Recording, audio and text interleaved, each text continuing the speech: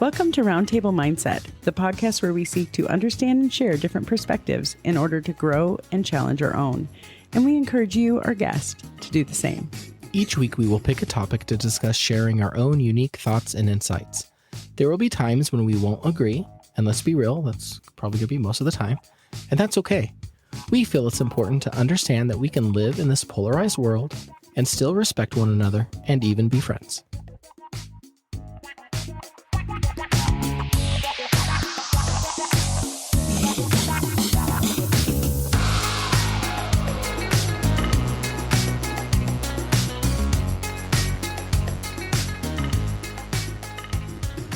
Well, hello and welcome back to Roundtable Mindset. This is Jamie. And I'm Malin. We're back for another perspective-bending episode of Roundtable Mindset, since that's kind of the path we've been on lately. We really need to invest in some music there. That would have been really cool to have some music that's like, boo, or something, like something warping. Ooh, like the main event? Whoa! Yeah, I think we could definitely overproduce our podcast if we wanted to. If we had enough time, definitely. I was going to say, when it pays full-time wages, right? On that note, join us on Patreon. Just kidding. Too soon, Jamie, too soon. We are feeling very punchy today. It is, we record, for those of you that know or don't know, we record on Sundays. So Sunday afternoon here is, we're feeling really punchy. As Jamie was saying, we are, what is this, episode 3 of our series around perspective. And so today's conversation, I don't even think we are going to do a food for thought today, because I think all of this stuff is a giant food for thought. And I think there's enough information that it might take us the entire hour to talk about this. And if not, it'll be close, I think. And that is perspective versus perception, which I've never really thought about that until we started talking about this. Have you ever put any thought to that, Jamie, before now? No. As a matter of fact, I'm fairly certain. I mean, yes. Okay. Yes and no. I feel like... Now, don't look at it through hindsight. Before we talked about it, did you ever think about perspective versus perception? Well, yes, because I know that there are times where I have specifically honed in on perception, right? But I feel like I use them almost interchangeably. Like perception and perspective are synonyms or something. And it's good to really stop and just think about the differences in the two and really, I guess, pay attention to the nuances between the two things. But yes, I have thought about it, but not mindfully. I always knew when I would use the words perspective and perception in conversation, I always knew there was a slight difference. I never bothered going and seeing what those slight differences were. I knew that there was a difference. I knew they were very close to one another as well, but I never bothered myself to go and really kick the tires or pop the hood on the engine and really get in there to see what makes them similar and then what makes them different.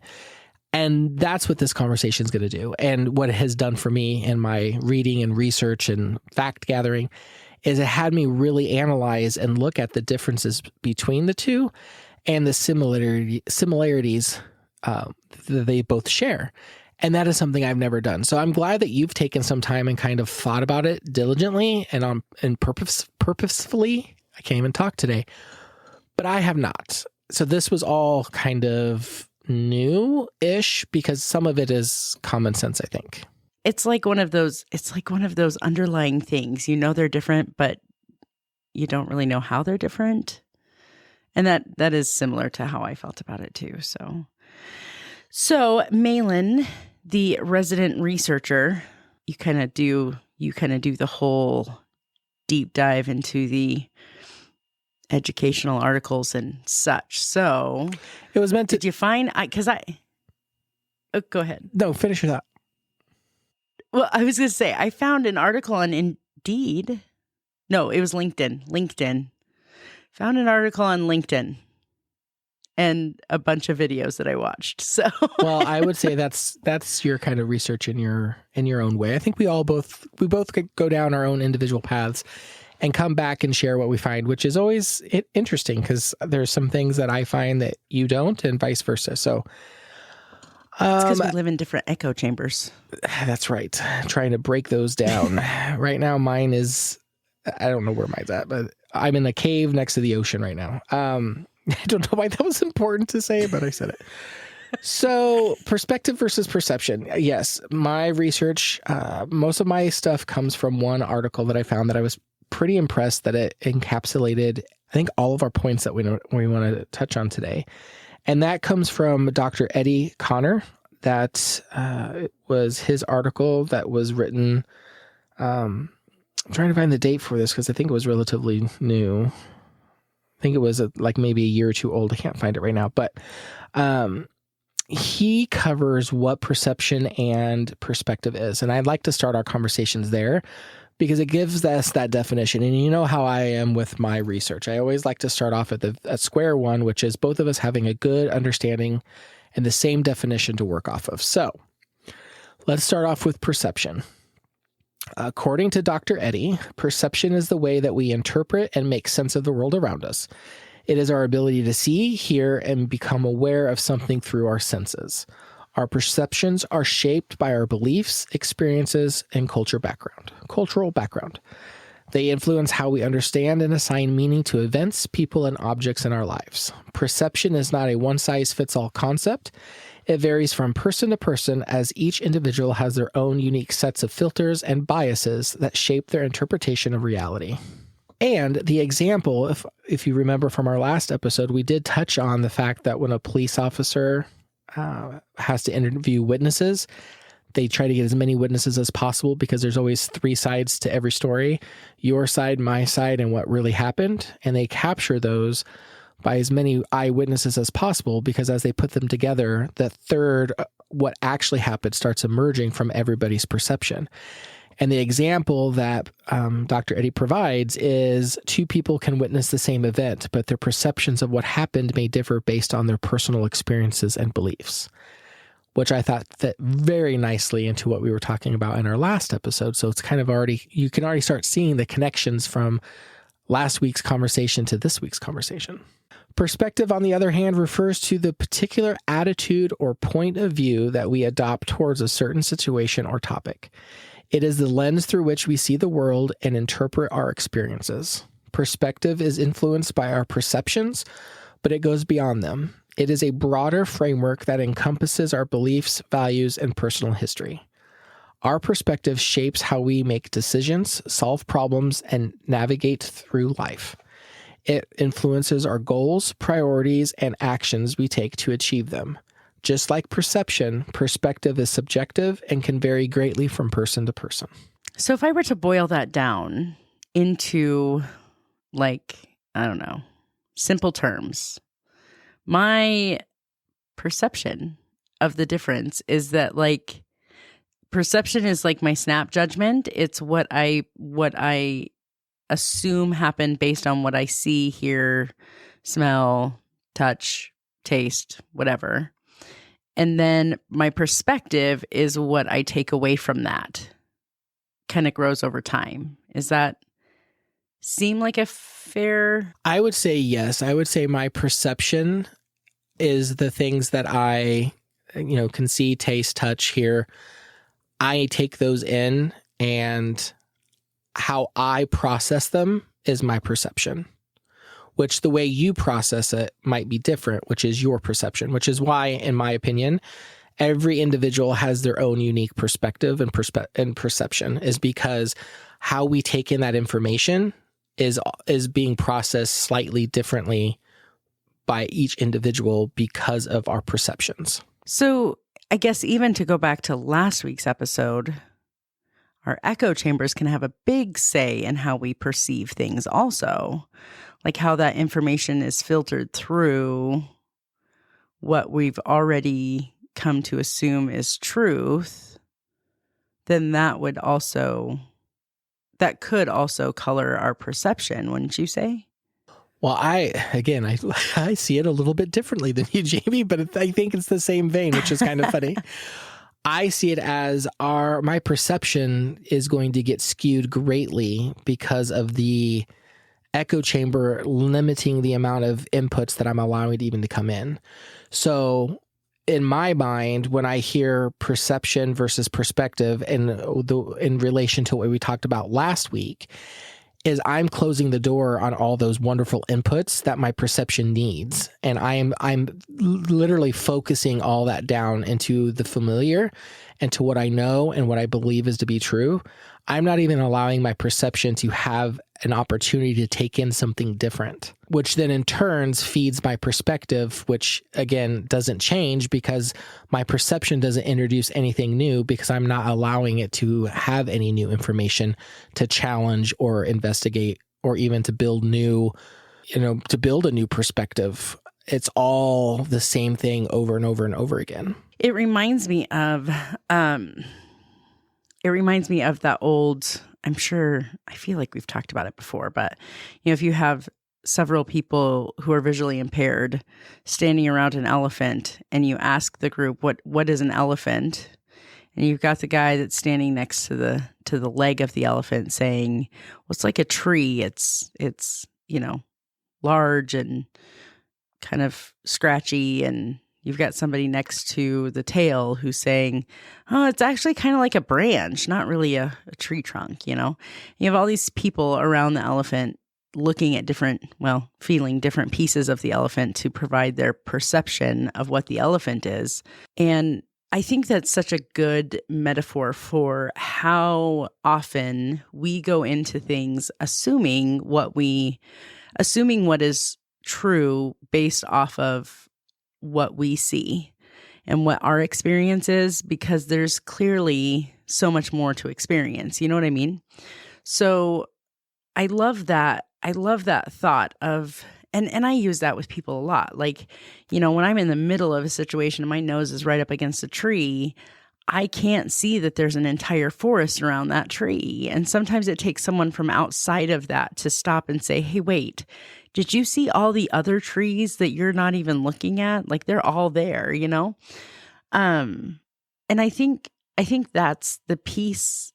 That's how these two things go together for me, that echo chamber thing that we were talking about, and then our perception and perspective. Because if we can't get out of the echo chamber and all we experience is the one limited thing that we're experiencing, how are we ever going to see the whole picture, the whole elephant? You know what I mean? I do. And when you were giving your example there, it reminded me, we had an activity at work one time and they was talking about, I'm going to say it's perspective and perception, but that wasn't the title. It was an IT exercise as we're talking about how we can interpret businesses' needs, right? And it is about using your perception and your perspective, although they didn't call it that. But the activity that we did is we had a puzzle and everybody had the same puzzle, but they had different pieces to the puzzle, or certain pieces were omitted. And so they broke us up into groups where we couldn't see the other groups. And they said, put together the puzzle the best you can. And then I want you to write a little narrative around what this picture of this puzzle is. So we all got together and we were putting the pieces together. And I remember mine had a bunch of trees in it. And that was about all we had. Some greenery, some trees. I think there was a butterfly or something. So then we really started writing like, oh, this is a forest. And talked about all the trees. And you just had to write a little bit of paragraph of what you thought the entire puzzle was at. And everybody had to do that. And it was so fascinating because on the board covered was, and we didn't know it at the time, was the completed puzzle that we all were working on our own little pieces, but we couldn't see the whole thing. And we each went around the room, and it was funny because we said ours and it was about trees and forest. And then the person next to us was like, oh, this is water. It's a lake or an ocean. And we were like, that's not what this is. Like, they're obviously not seeing the same thing we have. And then another person is like, oh, it's all about the mountain range. And we're up in the mountains of Colorado. And, they were really specific. And we're like, what in the world is happening? And then you get to the last group of people and they're like, you're all wrong because this was really just a meadow of flowers. You're in the middle of the Midwest, and as wild flowers growing as the eyes can see, and just beautiful different ranges. And we got done and we were all kind of just dumbfounded. And the person was like, now, would all of you like to see what the actual picture looked like? And they removed the cover.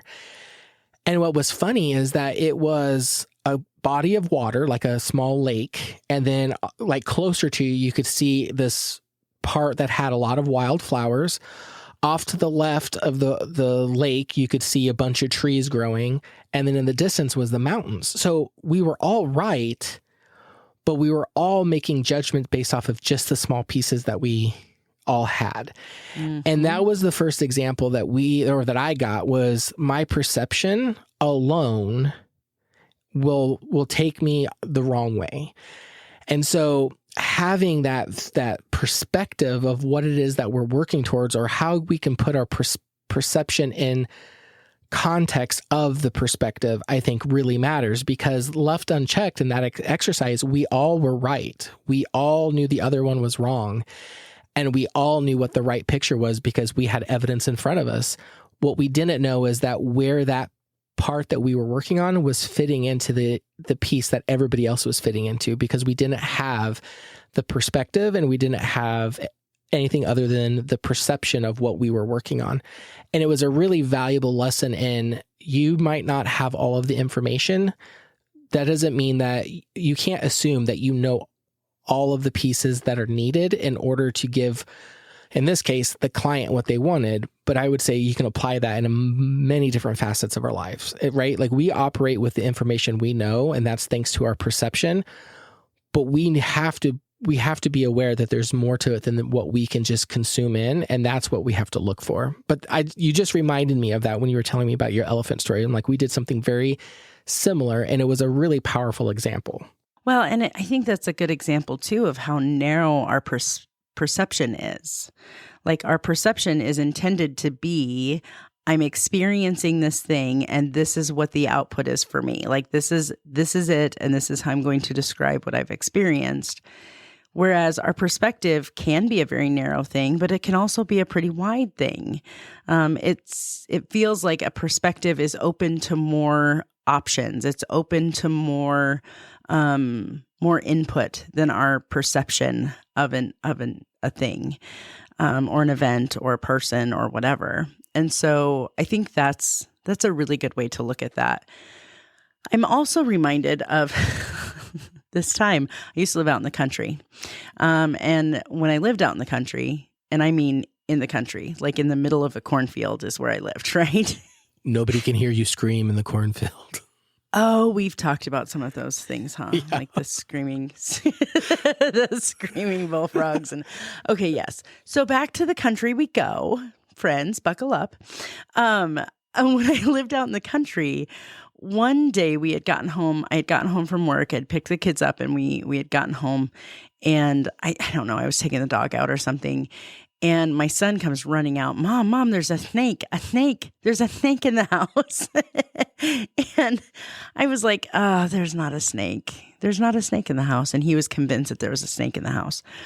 And so I went in the house and found, lo and behold, a snake wrapped around a glue trap, wiggling all over the place. And yeah, it was just a little baby garden snake. God only knows how it got in. I mean, these kind of things happen when you live in the country, or so I'm told, which is why I don't live there anymore. But I remember freaking out about that and being convinced that there was like a breeding ball of snakes under my house. And every time I saw an extension cord on the floor, I was jumping, because it had that perception of what I had experienced with that snake then meant that there were snakes everywhere, right? And that colored my reactions in a negative way, because I was convinced, my brain was telling me that there were snakes everywhere. And that is, had taking some perspective on that. It was definitely, a time and a place. But it's interesting to me, I think, how reactive that can be too. When our perception accepts something, it can cause big reactions. So, when we're tying this into like perspective taking and being able to share our perspective and have, civil conversations with people we don't agree with, I think that perception piece is pretty big in that too, because that is a place where I think a lot of emotion can lie too. It's not just like, let me be a solitary observer of all the things. There's a lot of emotion that can be wrapped up into that also.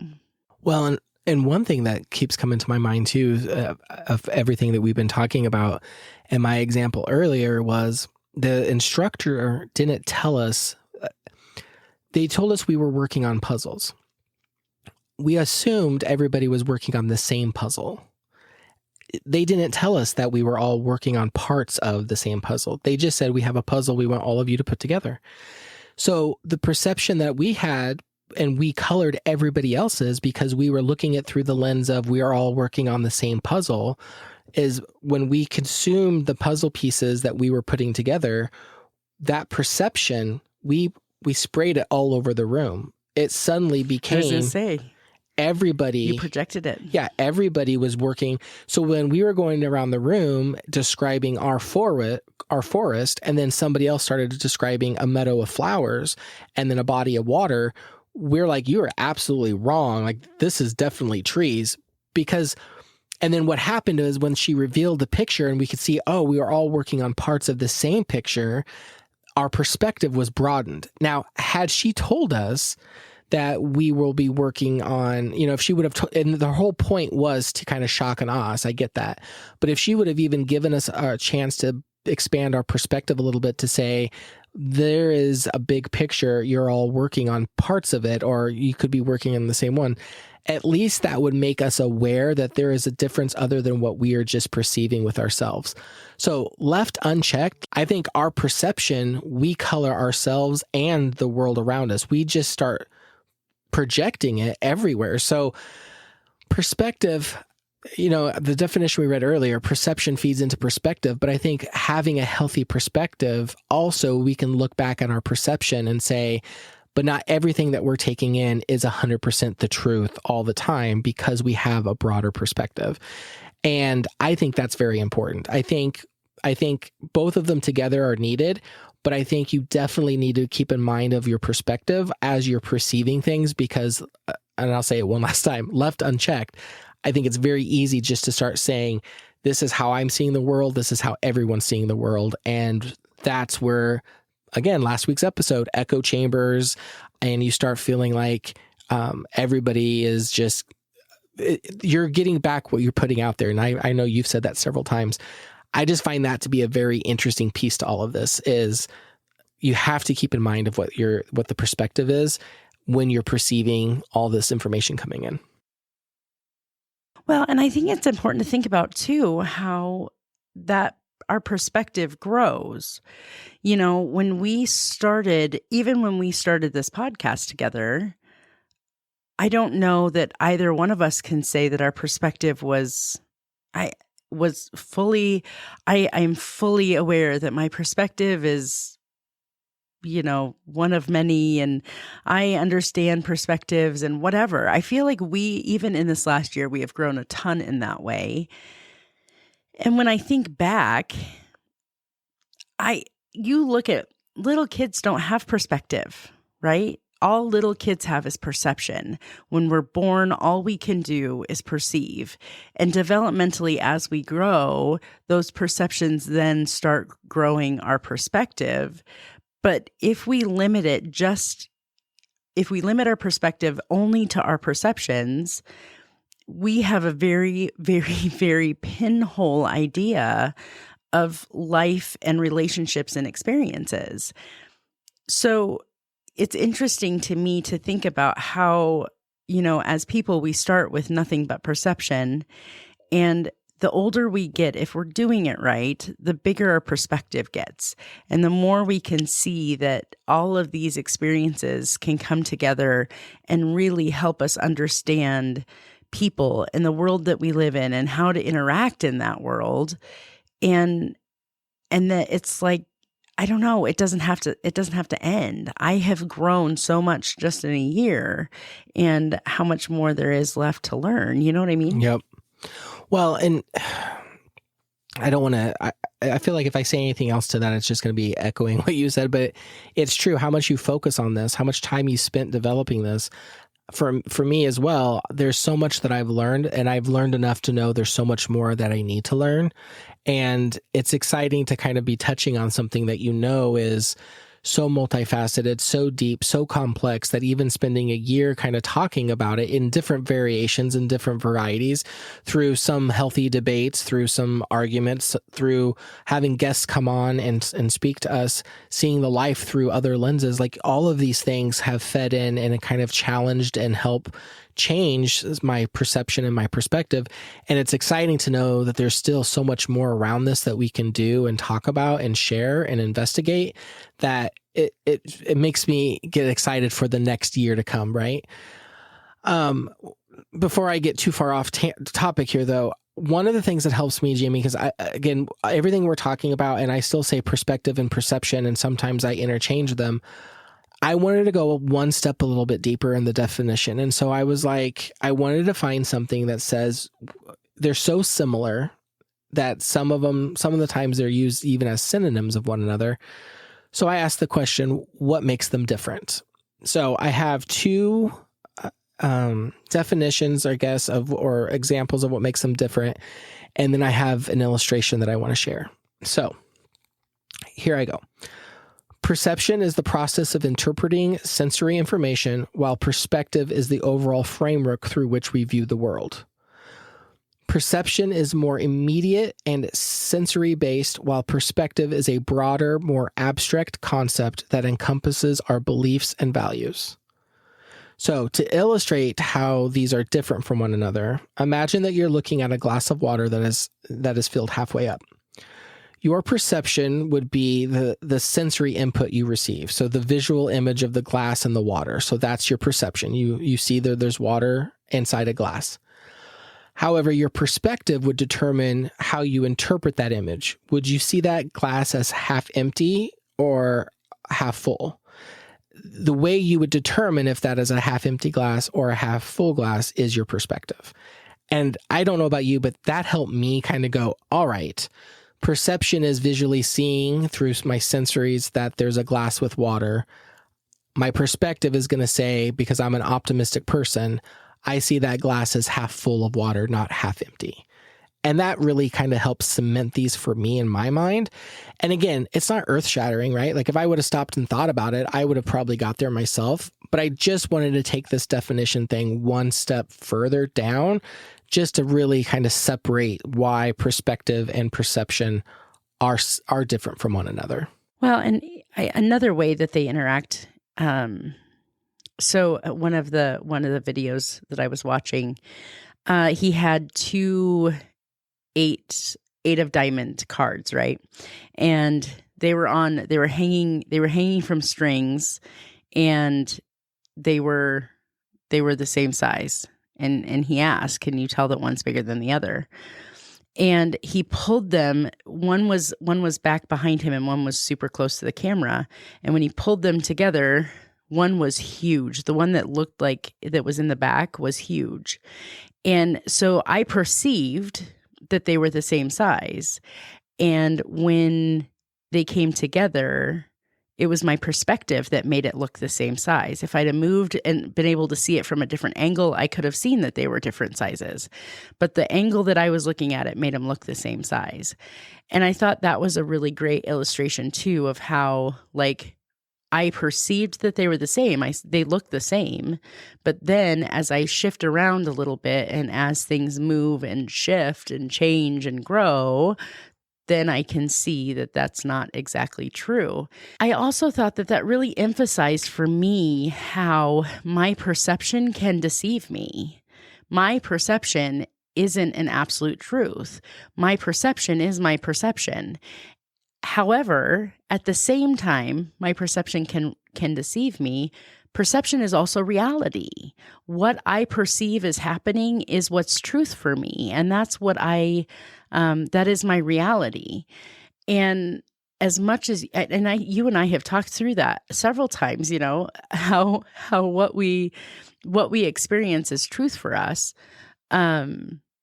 But I think that is something that I encountered over and over again as I was watching and reading different things, is that our perception really is what forms reality for us, which is why I think it's so important to be able to step away from that and say, okay, wait a second, is this really what I'm seeing and experiencing?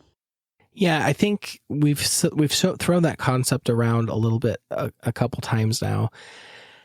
And when I first heard that, and I think I told the story, my boss was like, "Perception is reality, Malin," and I get what she means. In actuality, I think when we're talking, and I think you just said it, Jamie, which is perception is your reality. Doesn't mean that it is actually what's going on. Doesn't mean that you have 100% understanding of what's happening, but it means from how you are processing the information coming in, that is your reality. And it would be very wise of all of us to understand that we are all seeing similar events through different eyes. And so we're all perceiving it slightly differently.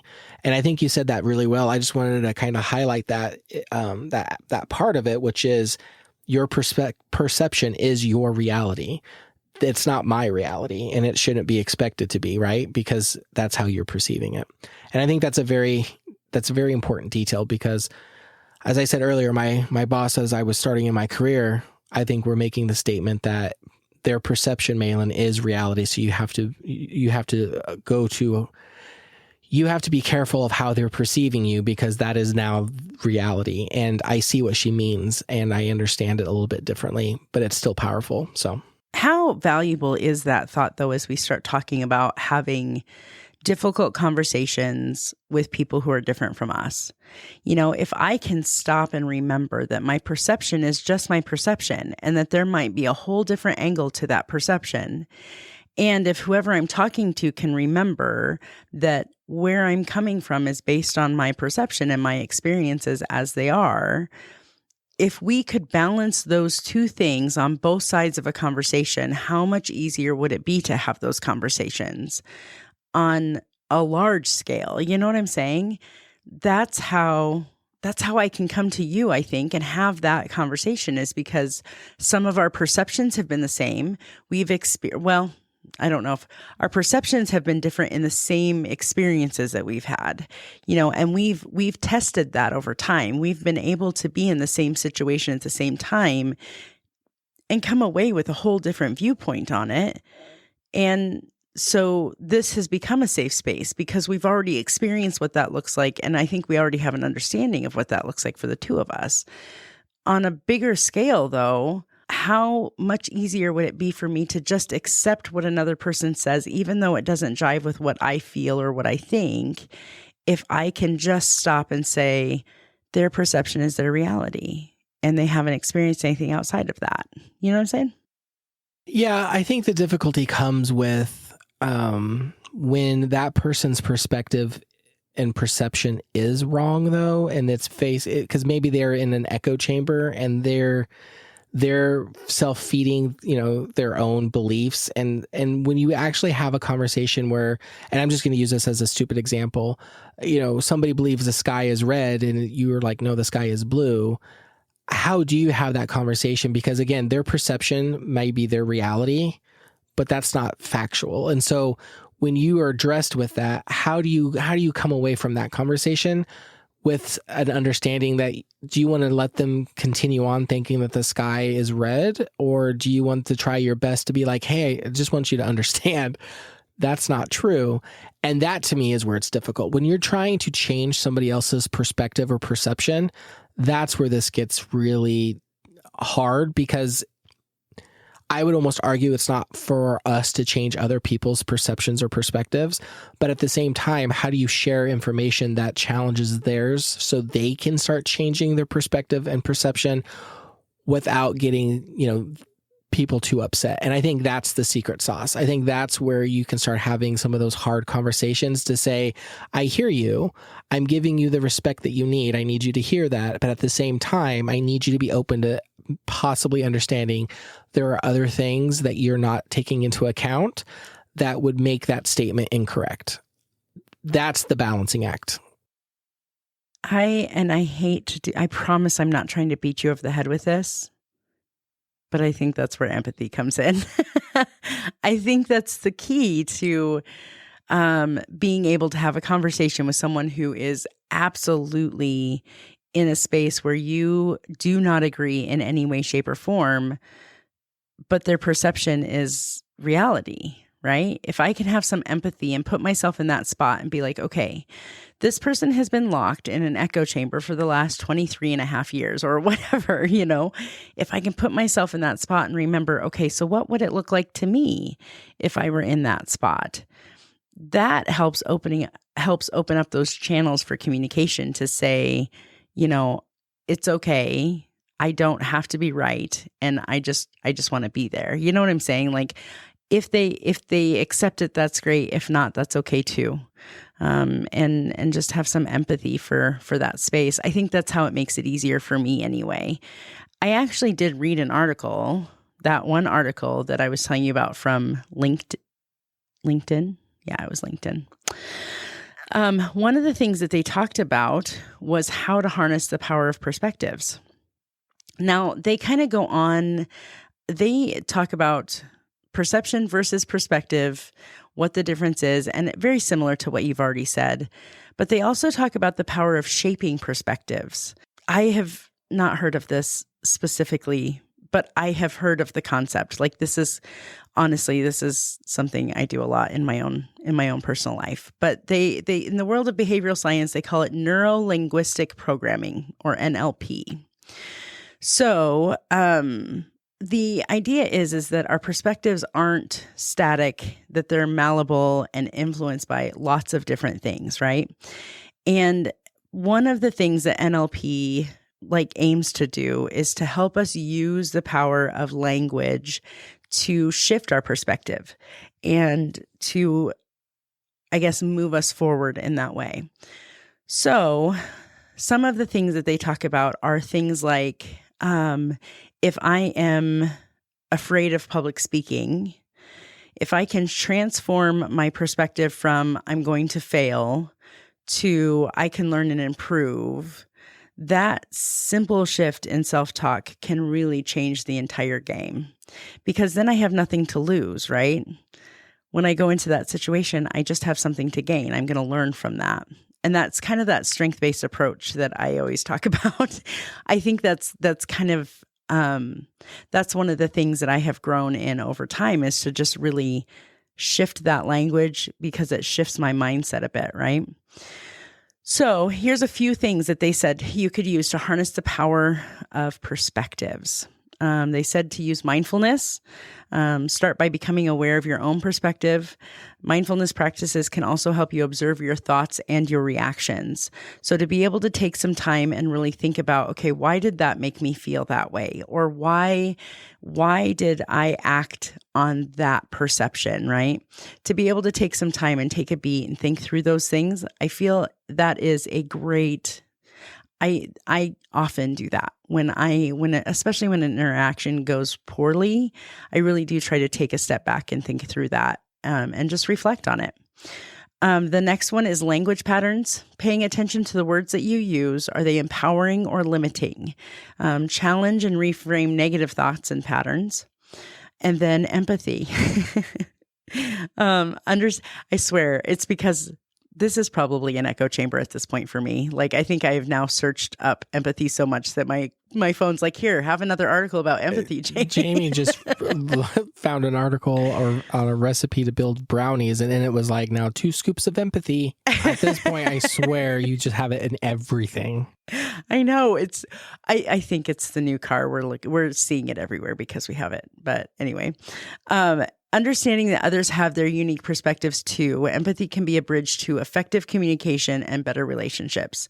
So that is, and that's an area where you always say, I have a weak empathy muscle, but I feel like that is a good example of how you don't necessarily have, you definitely have some empathy. Maybe you want to grow it more, but I do feel like you are really good at wanting to hear that other side. Is it going to shift you or change you? No, but you're definitely open to that. And I don't think you always were. So I just want to recognize your growth in empathy. So there. Anyway. Patronize my algorithm me. just lets me do that. Not at all. Not at all. And the last one was using those NLP, neuro-linguistic programming. Neuro-linguistic programming. Use those techniques. If you're interested, explore some basic NLP practices that can help you reframe your perspectives.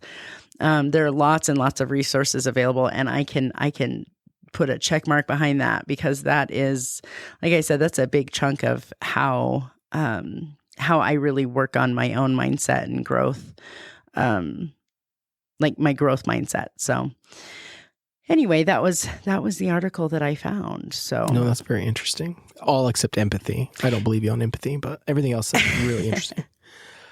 One other. Oh, no, go ahead. One other what? Well, I was going to say one other thing that I think for me, when I'm thinking about this topic specifically, and last time we talked about like echo chambers and how bad that can be, and how not surrounding yourself with various perspectives and mindsets can be really damaging. I guess I also feel like it is helpful to surround yourself with, I guess, people that also have a growth mindset, right? So I ran across this analogy where, you've got a dog goes into the room, and a happy dog goes into the room and comes out even happier. I'm sitting here and I'm observing this, right? Must be something pretty cool in there, right? Well, another dog goes in angry when it goes in and comes out growling and snarling and really, really upset. And then as an observer, I'm thinking, well, what the heck happened, right? There must be something really interesting in that room. Well, when I walk into that room and I see that it's a room full of mirrors. And when the dog walked in, the happy dog walked in, saw lots of other happy dogs. And that made the dog happy. And when the angry dog went in, it saw lots and lots of angry dogs, and that made the dog angry too. And so, I feel like there's some balance in this that we have to think about, in that, I definitely don't want to be stuck in an echo chamber that's destructive and harmful, but at the same time, surrounding myself with people who are of a similar goal or a similar mindset, I think can be really helpful for us. I don't want to be a negative person, and I choose to surround myself with people who are also strength-based and positive focused, And so I think there's some balance, and I just kind of, I guess I just want to recognize that there is strength, there's strength in numbers, and there's benefit to that. As long as we're not pigeonholing ourselves into not hearing other perspectives or experiences. Does that make sense? Yeah, and it reminds me of something that happened at work a few years back. And so I'm going to tell you this story because I think it fits nicely here. So we were forming teams to work on projects at work, and we had the teams pretty much solidified, and there was just a couple people left. And one of the people in there had a reputation of always being a pessimist, always. And they were kind of sitting off to the side. And I said, well, why don't we ask that person to join our team? And hands down, the majority of them was like, no, I don't want to work with them. They're always negative. They're always looking at the bad side. They don't work very hard. I mean, a bunch of negatives. And I pushed to have this person on our team. And I said, I think there's value there. I think there's value in bringing somebody who doesn't see all of the same possibilities that we see. And I switched the terminology for this group. I said, they're not a pessimist, they're a realist. I said, they see the world as it is, not as we want it to be. And I said, we need those types of people on these teams, because we need somebody who's going to share what reality looks like, not what, all of us can't have our heads in the clouds, daydreaming and focusing on what we want to achieve. We need somebody who's going to keep us grounded. And I said, this individual is going to keep us grounded. And I got my way, and the person was able to join our team. And we, as a team, we kind of talked through this, and slowly this type of perception conversation came out. And it was something that we were able to talk about openly. And this person, true to themselves and true to what we all thought they were going to do, we were a room full of people of what we were going to achieve. This is the goal. This is what we were going to do. And this person was like, yes, but what about this? And don't forget to do this. And this is why this will break. And at times it did get tiring. And at times it was very helpful. And I'll never forget, there was one retro that we were doing. And a retro is a reflection of 2 weeks worth of work that we do. And it was brought up that this person is always negative. And they're like, this negativity that you bring just needs to stop because it's bringing all this down. And when we talked through it, it was, you're not even working towards the same goal we are because you don't believe in what we're doing. And I'll never forget, this person said, if you don't think that I'm trying to achieve the same goal that you're trying to achieve, then why would you think that I would waste my time bringing up things that would keep us from falling into potholes and keeping us from going off track? She said, I'm not bringing these things because I want you to fail. She goes, I'm bringing these things up so we can avoid them because I want to achieve the same goal you are. I just look at things a little bit differently. And I remember we all kind of sat there, a little bit surprised because I even myself wondered, does this person want to achieve the same goal that we are? And the answer was yes. Her way of achieving that goal was by reminding us to be, to look at I'll say the pessimistic side, the negative side, look at all the things that could go wrong. That was her way of making sure we hit that goal because that was her goal as well. And I think that was a pivotal turning point for our team because then we realized this person wasn't working against us. This person had a different way of working, had a different perspective, had a different perception, and they were using their abilities and gifts the way they could to help us stay on track to achieve our goal. And we were all perceiving that as it was them being a pessimist. So that was where, and I know we've had an episode on the power of no, that's where all of this started coming together for me. And I lovingly nicknamed her Eeyore, because if everybody that knows Winnie the Pooh, how's your day going? It's fine. I lost my tail. Everything is just, there's a rain cloud constantly over their head. But she was the resident Eeyore of the group. But I tell you what, the things that she did and the perspective she brought did really help us. And it did keep us grounded. There were times where we were like, this is what we're going to do. And this is what we're going to achieve. And this is how we're going to do it. And she had to come along and really provide that perspective. And so even as much as, I hear what you're saying in the spirit of what you're saying, I love it. But even in that scenario where we want to be surrounded by like-minded and strength-based individuals, it just also reminds me that we can't just, in that case, if I think she would have been overlooked too, because again, she was being perceived as someone who wasn't strength-based, and maybe she wasn't looking at the world in that way, but she was trying to achieve the same goal. And it was a very healthy reminder to say, the Eeyores of the world matter, and they may come to us being a little bit of pessimistic, and they may be labeled as not going after the same goal, but they are. And so I just wanted to add that analogy to what your statement was, because I think it's in the same spirit and it all kind of connects together in some way. Well, and I love that because I do think that, and that's this entire platform. This entire platform is about how we are better when we can be together, right? We are better when the things that unite us are stronger than the things that divide us. We are better when we can share ideas and sharpen each other. And that's exactly right. And quite frankly, can we all learn from the Eeyores? Absolutely. Can the Eeyores learn from us? Absolutely. And if we do that, we're better. We're better people. And that's, I think that's a beautiful thing. It's a beautiful thing. And I also love I love that idea that, so often we dismiss those that aren't like us, right? And how much your team would have missed out had it not had that particular viewpoint in it. You know what I mean? It's so good. Yeah, so good. It was a really good reminder. And again, I still use that even today on our team.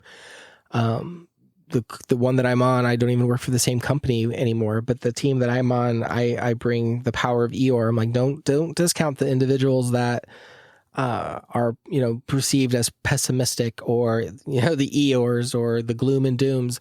They're your realists. They're the ones that are grounded, and they're going to keep us grounded, because I'm a big thought kind of guy. I love to shoot for the moon. I dream up all these wonderful things.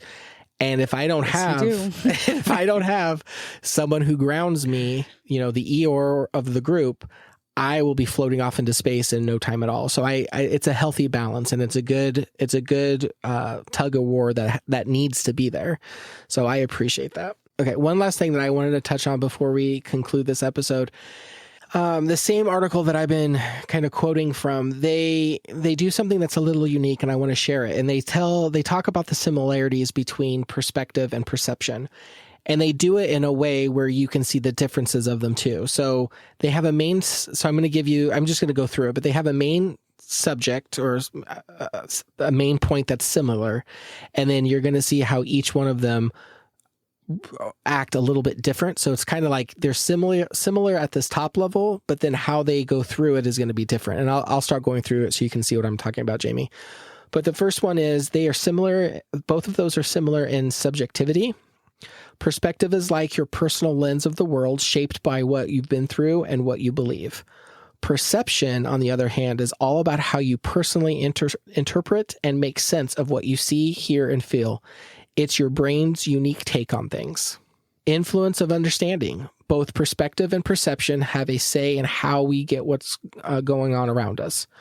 Perspective sets the stage for how we approach and grasp the world, while perception is like our ongoing commentary, deciding how we react to everything based on sensory input. Role and interpretation. Think of perspective as the opening act, setting the mood for how we first understand something. Perception then takes the spotlight, running the show by organizing and making sense of what our senses throw at us, shaping our ongoing reaction to it all. Individual variability. Just like everyone's got their own flavor of music preference, both perspective and perception vary from person to person. Perspective changes based on backgrounds and personal stories and perception. Well, it's a wild ride too, with each of us seeing and feeling things in our own unique way. Dynamic nature. Perspectives aren't set in stone. They can evolve as we experience new things or learn more. And what about perception? That's the quick thinker adapting on the fly to process new info and tweak how we see the world. And the last one, Jamie, is cognitive processes. In the brain department, perspective is like your thinking cap, influencing how you reason and judge stuff. Meanwhile, perception relies on your noggin too, organizing the sensory overload into something that makes sense to you. So that's how they're similar, but also like how they are all different within those different areas. And I thought that was kind of a neat little way of showing how they are closely resemble and then how they are completely different. Yeah. Yeah, I like that. One of the, it was a TED Talk. I don't remember which one, but one of the TED Talks that I listened to had said, the phrase mind the gap. Like, pay attention to the gap. There's danger in the gap, right? I don't think I've ever heard that, actually. Oh, really? Mm-mm. Oh, mind the gap. So if there's like a gap, I don't know. I don't know where I've heard that. I know I've heard it 100 times. I'm pretty sure I've said that 100 times too. But, this idea that there's a danger in the gap. If you have a gap in the sidewalk, you could trip over it. If there's a gap in between, floorboards, you could fall in it, that kind of thing. Well, his suggestion was to mine the gap, like dig in the gap, look for those additional perspectives and perceptions in the gap, knowing that there's a gap between what we perceive and there can be a gap between what we perceive and what our perspective is, or what we perceive and what is actually happening. And so his suggestion was to look for the outrageous, to assume that when you've got 8 people saying that this is what an elephant is, and you've got another guy saying, actually, I'm pretty sure that's a helicopter, go with it and go explore it and to find the things that are in the gap, find the nuggets that can be there, because that is how we grow, not just our perception, but our perspective as well, is by exploring the outrageous and and being brave enough to go into those spaces. And so that was probably the biggest takeaway for me today. And I think it's because when I started looking at this stuff, my perception felt pretty limited, and it felt like it just is what it is, right? Like my perception can only perceive so much, and that's the end of it. And so it's the snap judgments I make, and that's just what it is. But truthfully, as my perspective grows, my perception can also grow.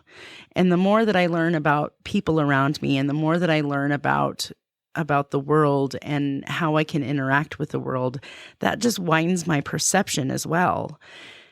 And if I look back, I can see that. I can see that I am much less, I guess I'm much slower to judge. I'm much quicker to ask more questions so that my perception can be as whole as it can be, knowing that it's never perfect. My perception will never be perfect.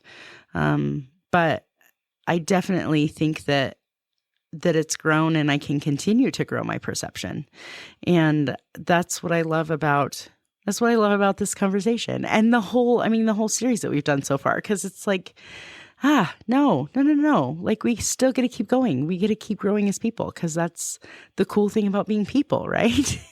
Well, and this is now my own personal belief. I haven't researched or found anything in my research, but I think pulling all these pieces together so far that we've talked about, one of the things that I am starting to understand is something what you just started talking about and alluding to, which is I can purposefully reshape my perception, where, how I had my perception before, how I thought of it was, when I thought of it was, it's a knee-jerk reaction.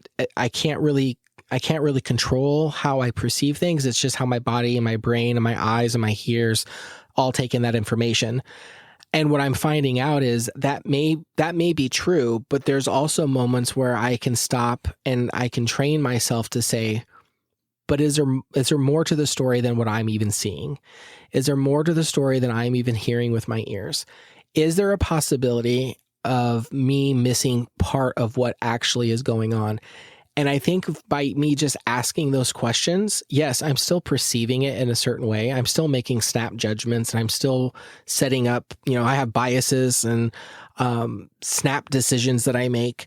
But I think if I can have there be a cognitive question that says, Malin, are you sure you're not missing something? Are you positive that you didn't? There's a piece of information that might not be at your fingertips or be misunderstood. And that for me has really been helping to say, I need to stop here for a second. Yes, there's many times I still make my snap judgment, but maybe I don't react on that judgment or that snap decision. Maybe it's, I have that decision, but now I've caught myself to say, okay, but now I'm going to be questioning that to say, are there more pieces to the story? And even if I don't find any more pieces of the story, can I be open enough to say, I'm not 100% sure I know everything that went on or what's going on. So it tries to keep me open for those conversations. So even when you and I get together and we fundamentally disagree, it helps me to do that, to say, okay, but I need to listen to what Jamie and other people are saying, not because I think it's going to change my mind, but because I have to be big enough and smart enough and aware enough to know that I can't take in every piece of information. That's not possible. Our brains can't handle it all. I mean, we've said it time and time again. You have 5 people that witness a car accident, you're going to get 5 different variations of the story. And when you collect them all together and you read through all of them, that's going to give you a really good picture of what actually happened. But by taking just one person's story over all the others, you're missing out on all those wonderful details. And I don't know if there's a way to fix that or to change that. I'm assuming not. I'm assuming that's a physical limitation that each of us has in some way. But I think we all have the ability to stop and ask ourselves and really say, are you sure you have all the information? And assume we don't. So then we can go ask and talk with other people and keep ourselves at least open enough to have the conversation. Yeah, I think that's such a good good point of view. There was another story I read, and I can't remember what the name of the movie was, but there was this movie where the guy was like acting on his perceptions, what he believed was true, that he was a victim, that the system was working against him, and he went out and did all kinds of things, destructive things, horrible things, all kinds of things. And it was at the end of the movie when he finally gets caught and he says, "Wait a second. You mean I'm the bad guy?" And it was like this shift in perspective for him to see, instead of all of these things are happening to me and my limited perception of what all of that is, it was like he got to see himself through the lens of the others to say, okay, wait a second, in this space, I was the one that did wrong, you know? And I think that is, you know, you bring up the idea of bias and how that plays into some of this. And yeah, I think bias is a huge piece of our perception. And at the same time, I also know that the more I become aware of my biases and the more I work toward, I guess, mitigating them and understanding them and then fighting against them, the more my perception changes and the more I can open myself up to that. And that becomes less and less my initial judgment. Like by recognizing it and then intentionally working toward it, that no longer has to be my automatic. You know what I mean? Yeah. And another thing that kind of brings a smile to, because I love that whole movie thing, because I love mystery movies that you can't figure them out, or at the end there's a huge twist and you're like, oh, I didn't see that coming. That's because you weren't perceiving. You were perceiving what the director and what the movie wanted you to see, and you were falling right for it. The other thing that makes me smile is when you see magic tricks and illusions, and you see somebody disappear in a box or get cut in half, or someone levitates, and your brain and all your perceptions are like that you know that can't be real, but you're seeing it with all your eyes. So those are things that I love that kind of put a little bit of a twist on my perspective and my perception, is when I can perceive things that I know can't be true, but they're happening, and how my brain tries to rationalize. And with that, I pretty much say, well, it's just a trick, even though I don't know how it works. And I can't even begin to tell you how that's even possible that they can do it. But I know that it's not real. Or do I? You know what I'm saying? Like, it's like, those are the fun things that I love when I can watch a good movie or see a good magic trick, and it pushes on that perception, because I know, like I said, it can't be real, but yet it's happening in front of me. And I love those types of moments. I love those movies. I love magic tricks for that reason. It's all wonderful. Well, I just did a quick Google search and the movie is Falling Down. Do you remember that movie? 1993. Oh my, you want me to go way back. Well, I remember this movie very well. And I think it was Michael Douglas. I think if I remember. Yep. Michael Douglas was the main character. Oh, so, that was and Robert Duvall was in it. That was where he got fired from work or something. And he like goes postal. Was he working for the post office? Is that where that term came from? I don't know. No, I don't think so. I think, no. Going postal actually comes from a real life event, not a movie event. I thought the movie was based off of that event, though. I don't remember for sure, but yeah, it was a good flick. It was a good movie, though. But yeah, it was. It was. No spoilers because it's old. So yeah, if you haven't seen it, it's because you're probably born after it was released. So, there's that. Well, there's that. Oh, way to age us, my friend. Thanks. I'm not the one that said 1993. Okay, fair. Although I was super young when that... No, I would have been... How old would I have been? 15? 14, 15, yeah. Okay, well, that is pretty young. Move on. You're looking down the barrel of... Move on. just move on. Like, stop. Just stop. I think we have one more part of this series, which I'm really looking forward to, and that's going to be how we can start utilizing all these in those difficult conversations. And I'm really looking forward to that one, because I think we've practiced that a couple times on the podcast. I'd like to continue doing that with you, my friend, as well as our guests that we're bringing on.